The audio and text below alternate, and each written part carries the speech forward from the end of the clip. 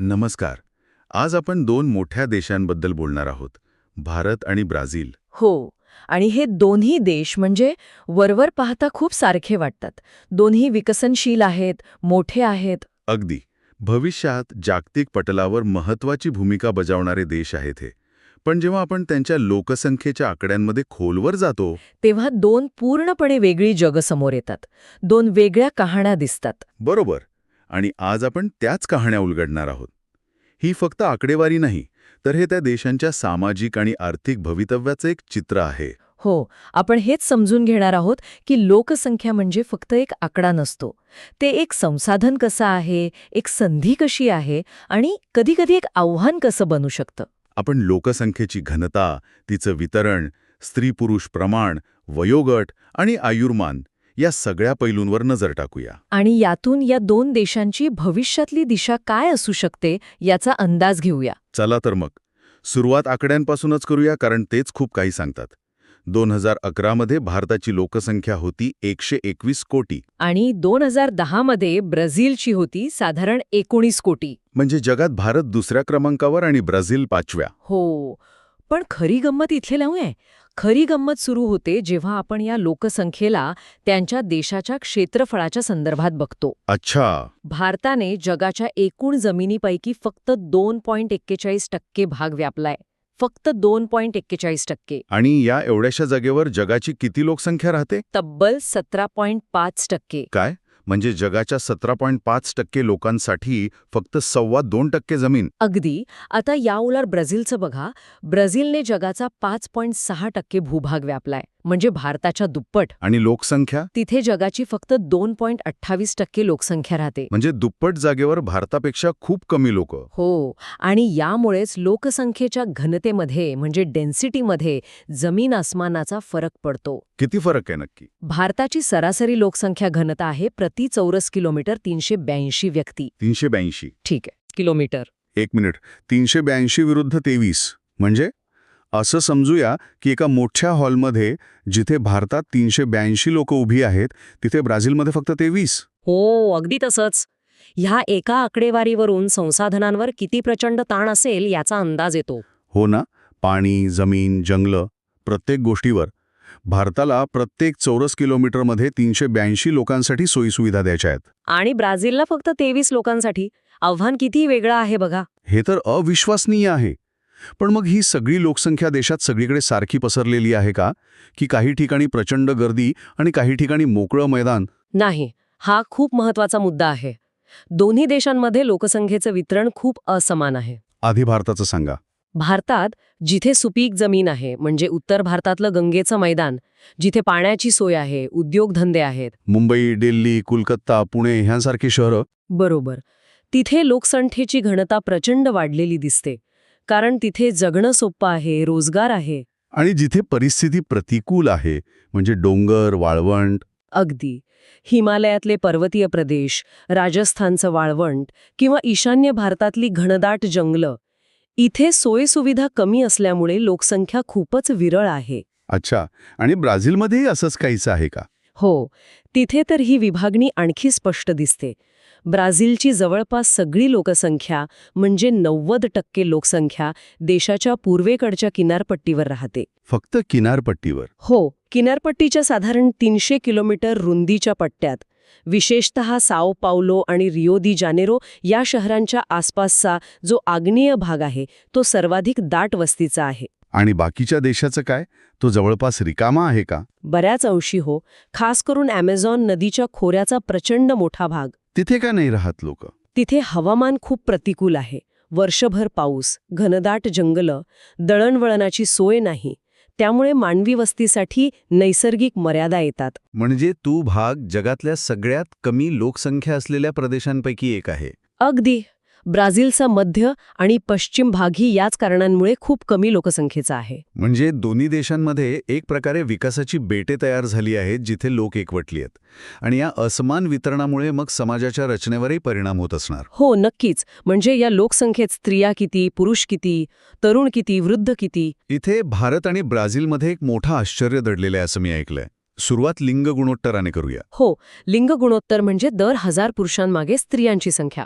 आणि इथे दोन्ही देशांमध्ये प्रचंड फरक आहे. काय फरक आहे? ब्राझीलमध्ये लिंग गुणोत्तर अनेक दशकांपासून 1000 पेक्षा जास्त आहे. म्हणजे तिथे पुरुषांपेक्षा स्त्रियांची संख्या जास्त आहे. हो, आणि 2001 पासून तर हा फरक आणखी वाढला आहे. याउलट भारतात चित्र अगदी उलटं आहे.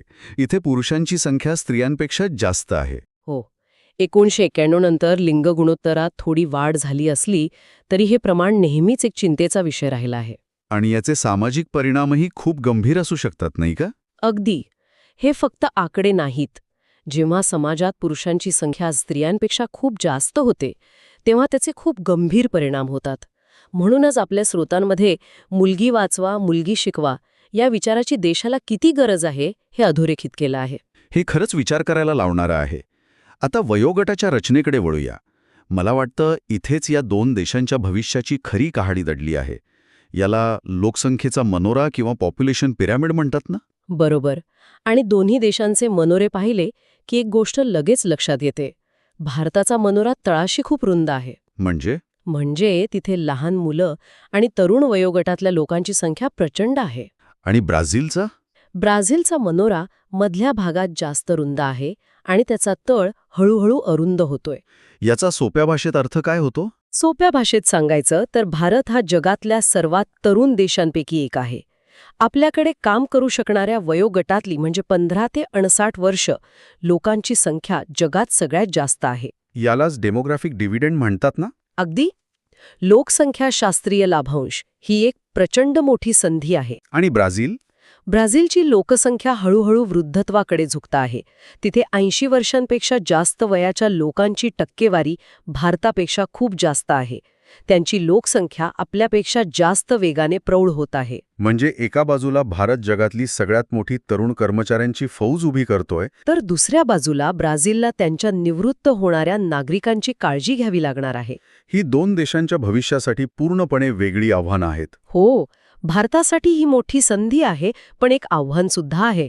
या करोडो तरुणांना योग्य शिक्षण, कौशल्य आणि रोजगार नाही मिळाला तर हीच संधी एका मोठ्या सामाजिक संकटात बदलू शकते. बरोबर. आणि ब्राझीलसमोर वेगळी समस्या आहे. कमी काम करणारे आणि जास्त पेन्शन घेणारे. याचा त्यांच्या अर्थव्यवस्थेवर आणि आरोग्य सेवेवर खूप मोठा ताण येऊ शकतो. हे वयोगटातलं अंतर खूपच मोठं आहे आणि हे नक्कीच लोकसंख्या वाढीच्या दराशी संबंधित असणार. आकडेवारी सांगते की दोन्ही देशांमध्ये वाढीचा दर कमी होतोय. म्हणजे लोकसंख्या कमी होतंय का? नाही. हा एक सामान्य गैरसमज आहे. वाढीचा दर कमी होणं म्हणजे लोकसंख्या वाढण्याचा वेग मंदावला आहे. लोकसंख्या कमी होत नाहीये. अच्छा. ब्राझीलचा आलेख बघितला तर लक्षात येतं की तिथे लोकसंख्या वाढीचा दर खूपच कमी झाला आहे.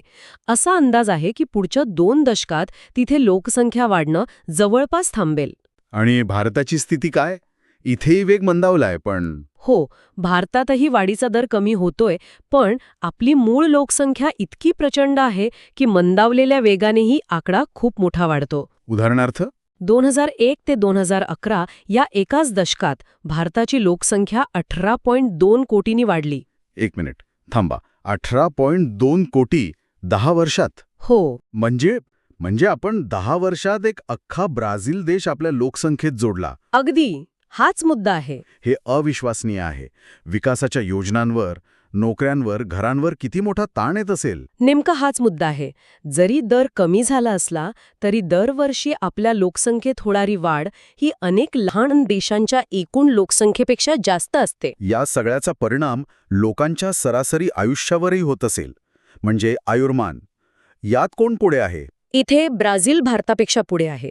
ब्राझीलमध्ये सरासरी आयुर्मान 75 वर्ष आहे. आणि भारतात ते 68 वर्ष आहे. फरक आहे, पण मला वाटतं ही भारतासाठी एक चांगली बातमी आहे. हो, नक्कीच. कारण यात एक खूप सकारात्मक गोष्ट आहे.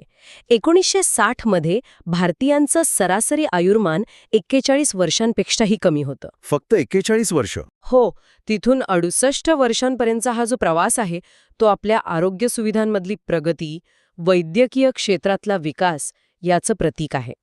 आयुर्मानात झालेली वाढ हे कोणत्याही समाजाच्या प्रगतीचं एक महत्त्वाचं लक्षण मानलं जातं. खरं आहे. म्हणजे आपण जास्त काळ जगतोय, पण या तरुण, प्रचंड मोठ्या आणि जास्त काळ जगणाऱ्या लोकसंख्येची गुणवत्ता कशी आहे? म्हणजे शिक्षण आणि साक्षरतेचं चित्र काय आहे? बरोबर. कारण एक मोठी कार्यशील लोकसंख्या तेव्हाच फायद्याची ठरू शकते जेव्हा ती शिक्षित आणि कुशल असेल. तर इथे काय परिस्थिती आहे? इथेही ब्राझील सध्या तरी भारतापेक्षा पुढे आहे. उपलब्ध आकडेवारीनुसार ब्राझीलमधलं साक्षरतेचं प्रमाण 92% जास्त आहे. आणि भारतात? भारतात ते साधारणपणे 72% आसपास आहे. पण दोन्ही देशामध्ये सुधारणा होत आहे नाही का? निश्चितच. दोन्ही देशांमध्ये गेल्या काही दशकांत साक्षरतेचं प्रमाण सातत्याने वाढताना दिसतंय. विशेषतः भारतात स्त्री शिक्षणावर दिला जाणारा जोर आणि शिक्षणाचा हक्क यामुळे यात वेगाने सुधारणा होतीये. पण तो डेमोग्राफिक डिव्हिडंड साधायचा असेल तर फक्त साक्षरता पुरेशी नाही. नाही. त्यासाठी उच्च शिक्षण आणि व्यावसायिक कौशल्याची गरज आहे. तर आजच्या या चर्चेतून भारत आणि ब्राझीलची दोन पूर्णपणे वेगळी चित्र समोर आली आहेत. हो. एकीकडे भारत, जिथे लोकसंख्येचा महासागर आहे, घनता प्रचंड आहे. जगातली सर्वात मोठी तरुण पिढी आहे आणि लिंग गुणोत्तरात एक सामाजिक आव्हान दडलेलं आहे. आणि दुसरीकडे ब्राझील, जिथे विस्तीर्ण भूभागावर विरळ लोकवस्ती आहे, लोकसंख्या हळूहळू वृद्ध होत आहे आणि स्त्रियांची संख्या पुरुषांपेक्षा जास्त आहे. आपण सुरुवातीला म्हटल्याप्रमाणे लोकसंख्या हे एक महत्त्वाचं संसाधन आहे, पण त्याची गुणवत्ता आणि रचना देशाच्या भविष्याची दिशा ठरवते. अगदी. भारतासमोर आव्हान आहे ते या प्रचंड संख्येला गुणवत्तेत बदलण्याचं, तर ब्राझीलसमोर आव्हान आहे ते कमी होत जाणाऱ्या कार्यशील लोकसंख्येसोबत आपली अर्थव्यवस्था सांभाळण्याचं. म्हणूनच आपल्या स्रोतांमध्ये एक अत्यंत महत्त्वाचा प्रश्न उपस्थित केला आहे, जो या सगळ्या चर्चेचा सार आहे. तो म्हणजे भारत आपल्या या प्रचंड मोठ्या मनुष्यबळाचा, या डेमोग्राफिक डिव्हिडंडचा योग्य वापर कसा करू शकेल. ही केवळ एक संधी नाही, तर एक मोठं आव्हान देखील आहे. हो. या तरुण लोकसंख्येला योग्य शिक्षण, आरोग्य आणि सर्वात महत्त्वाचं म्हणजे रोजगार पुरवून या मनुष्यबळ नावाच्या संसाधनाचं देशाच्या प्रगतीच्या इंजिनमध्ये कसं रूपांतर करता येईल. हाच येणाऱ्या दशकांमधला भारताच्या भवितव्याचा सर्वात मोठा प्रश्न असणार आहे.